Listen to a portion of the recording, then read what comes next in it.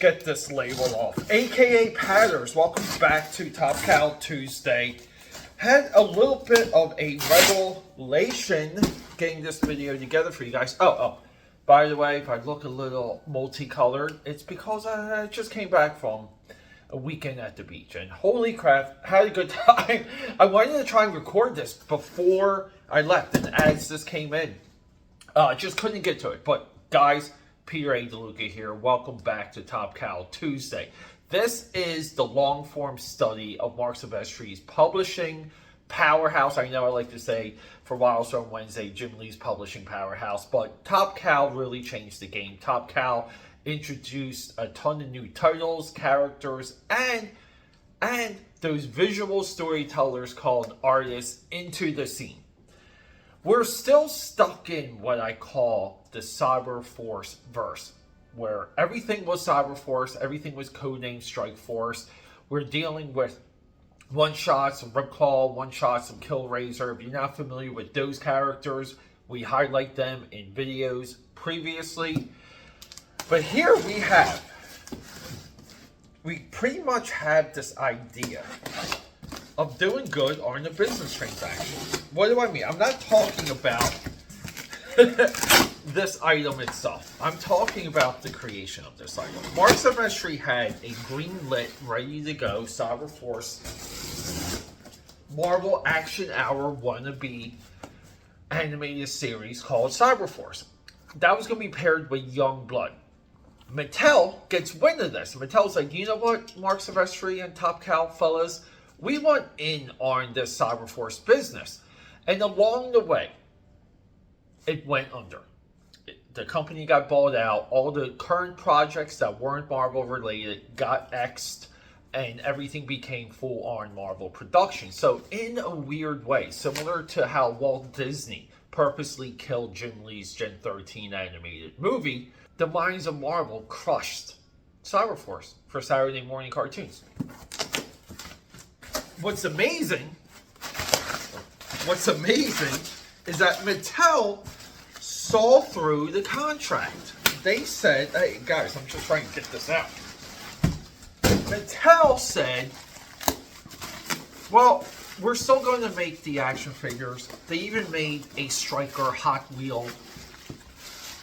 And what is forgotten around this time, around this agreement, is this a baby here, the Ballistic statue, which was also paired with the Striker statue, sold through, like for me, being East Coast, Philadelphia, PA, and New Jersey, these were prevalent in KB Toys, and they were severely discounted. Back in the day, I remember picking up Striker. I was getting dropped off at the mall with my friends. I was one of those New Jersey kids that spent the weekends at the mall, and I came back with a giant statue that I spent $50 for. At the time, I believe I was a busboy at Denny's, and that's how I spent my money.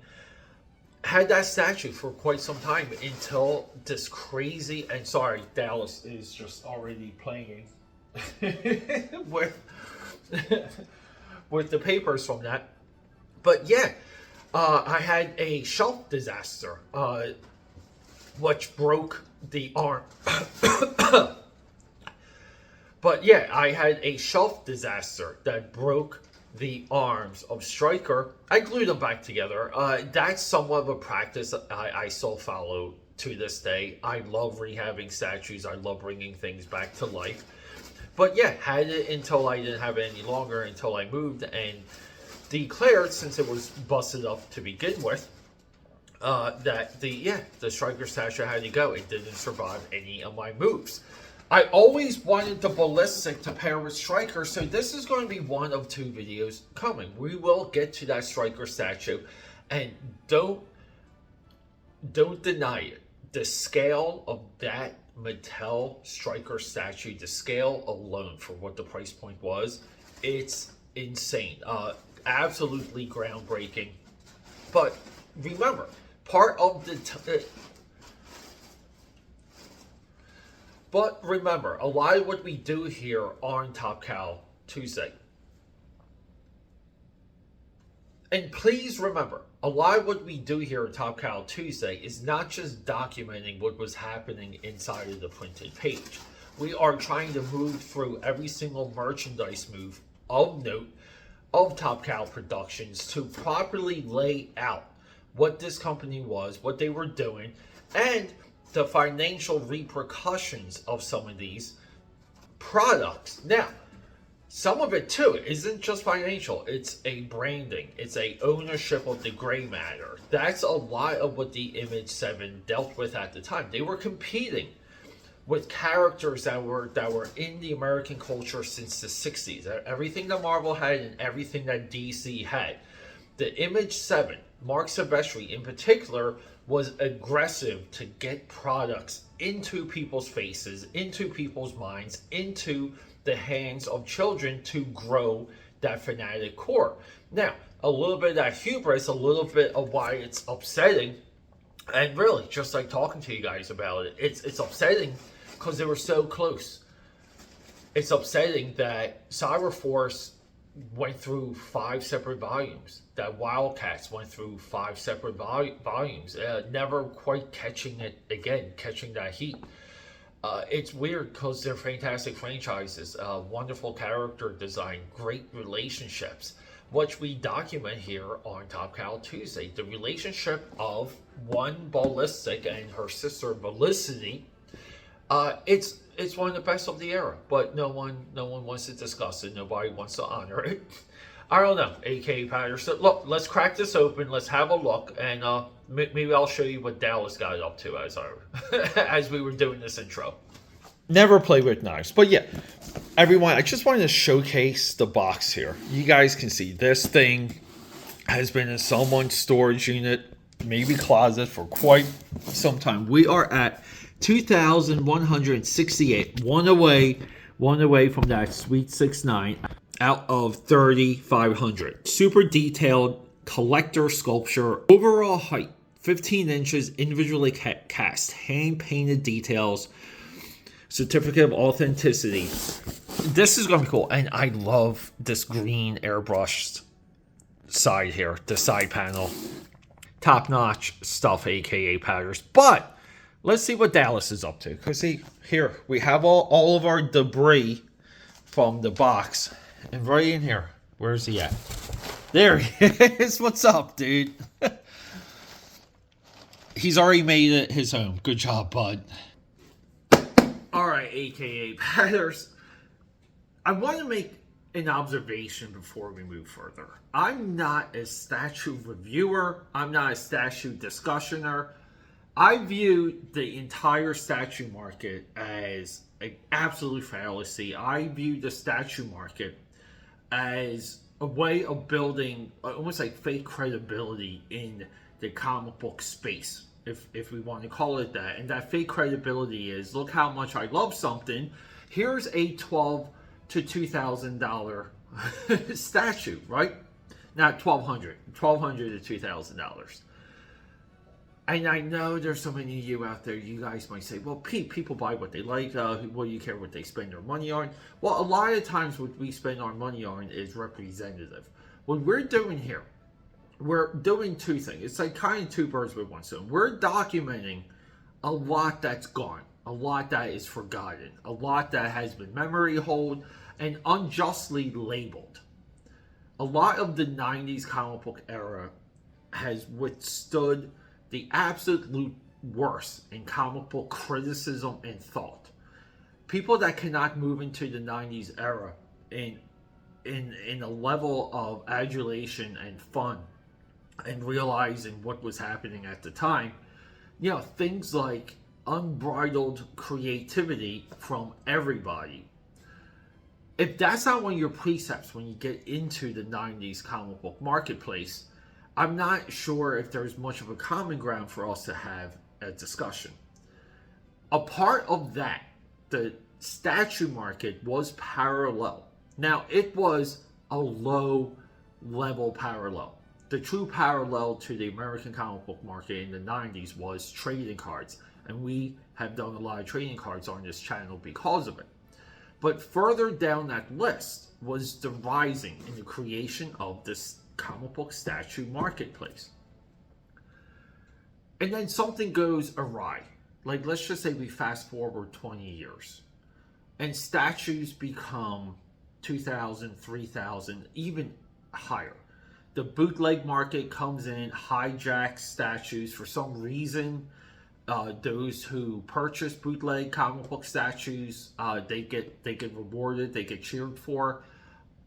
You're doing nothing but stealing money away from any type of rights that would have trickled down to those creators. And we all know that comic book creators, two things: don't get enough credit, and they don't get enough money for the work that they've done. But this statue here represents a growing marketplace in the comic book sphere. I believe these statues, they're a good size. They're appropriate. They're not these monsters. And I'm not really sure why you would want a monster statue living around your quarters. I get it. Do what you want with your money. But getting back to the point of creating the fake geek base, very similar to cosplayers. I'm not saying there's not legit cosplayers, super fans out there. There are. But it's the people that want to come in, piggyback, and hijack it and monetize it. Those are the individuals, and that is the absolute danger. We have a couple baselines on this channel. The baselines are to read the comic books first, to love the comic books first, to not care about the comic book value, to appreciate a lot of times when these things become available. Meaning, if you're priced out of a comic book and it gets reprinted, it's a big deal. A very similar conversation with our recent Wildstorm Wednesday, where I discussed Wildcats Aliens, where that at one point, never to be reprinted, became a wall book, but also jump-started the Authority. Stuff like that, okay? These are the discussions I like. What's going to happen with the statue after we talk about it, after I showcase it, after I unbox it? I don't know. And I really don't care at the point, because I feel like the work with the statue is already done. But I also just wanted to make the point that it was pretty cool when comic book statues were about $200 and about 18 inches high. It was a lot simpler back then. Alright, so let's go. As you guys know, we have some of that sweet styrofoam.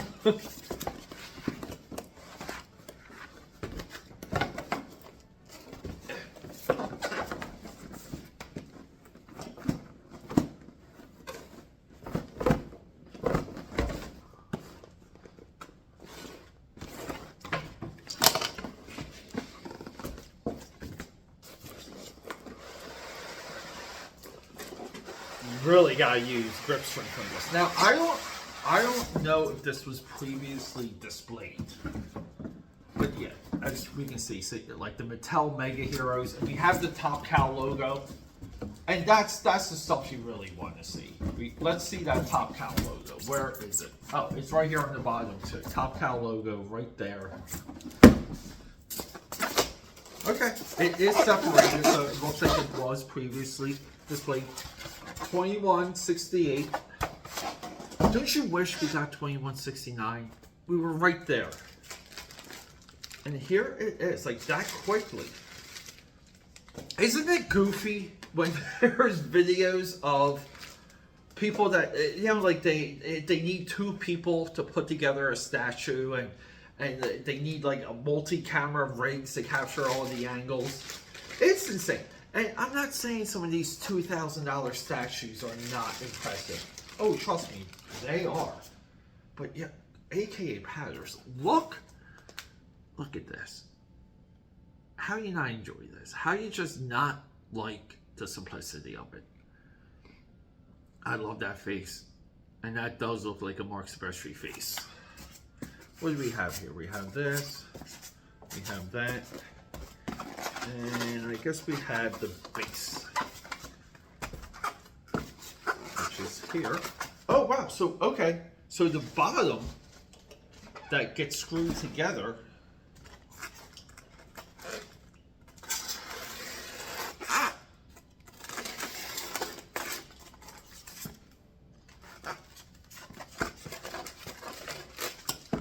Oh wow, that tape came right off. Here we go. Ballistic, Cyberforce ballistic instructions.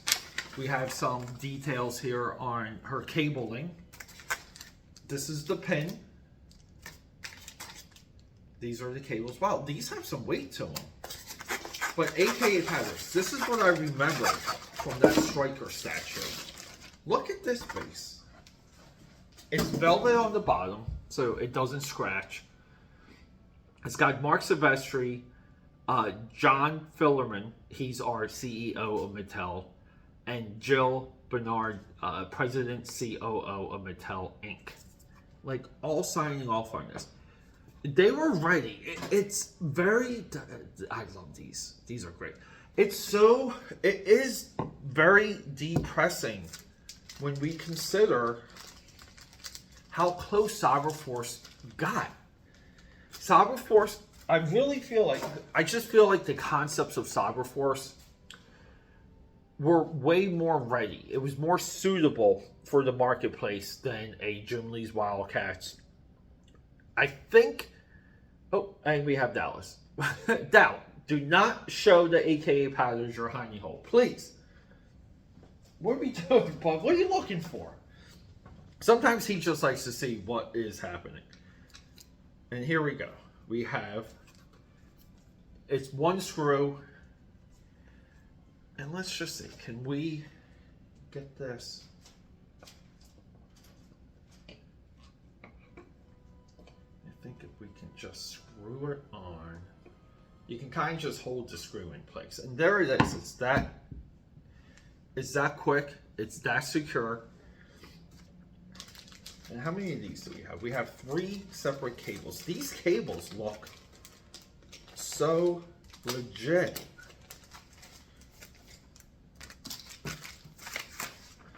I kind of want to, do I need any? So we have 2 from the gun going into the forearm. And we have 2 from the forearm going into the back. So let's complete it. Let's see, we have top. Looks like the top. Oh, these go in super. Oh, there's 2 separate sizes too. Okay. Oh, I see. Yes, it's easy to match up the sizes. Got one here. Wow, these look really effing cool. And they're springy. And I don't know why, but because that they're springy, they just look like that they belong there. Okay, here we go. We got this one up here.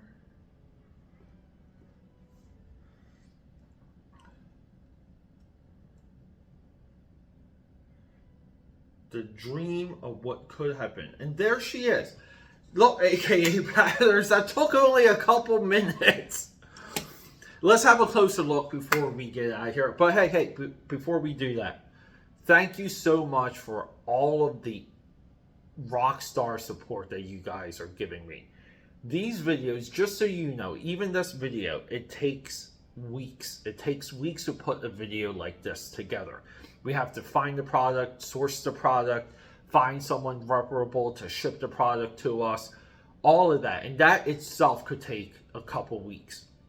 Then once you receive the product, you have to kind of like gear up your whole lineup, like your whole production. You have to gear up everything you're doing, and this is where the AKA Pad Army really lends itself to me, because we all work together. We work not around the clock, you know, like we're not holidays and weekends, but you know, we have to kind of collaborate to get a window to film something just like this. So it's a gargantuan effort, but you guys, the AKA Padders out there, you guys make every single one of these struggles worthwhile, and I do nothing but thank you for it. Let's have a closer look. It's shocking to me that no one I couldn't find any reviews on this on YouTube. But look at just some of these angles you can get with this thing. I love the belt. Look at this. Like this right here, this buckle, all of this is right from Mark Silvestri's style, Mark Silvestri's comic. Even the wrinkles here, like this Z, the zigzag, this is very close to how Mark Silvestri shades and draws his wrinkles, aka piping. And look at that cybernetic arm. It's really cool that it's a painted gunmetal gray. They're not going for chrome, but I really do. AKA patterns. You tell me, is this not a Mark Silvestri face? And let's look at that base. I am making moves right now to get that striker statue so we can pair the two of them together. I mean, I love the boost. Again, too, like this is all Mark Silvestri's signature. His buckles, the sectionals, the way how he displays his armor, the way how he shades his armor. And yes, we were obsessed on my channel over when Ballistic will ever join Cyberforce, and we're still not there yet. Maybe we will never get there, but AKA Patters, how much fun is this statue? And look, it's not that. It's look. Here's my Philly souvenir cup. Here, Philly souvenir cup. Ballistic statue.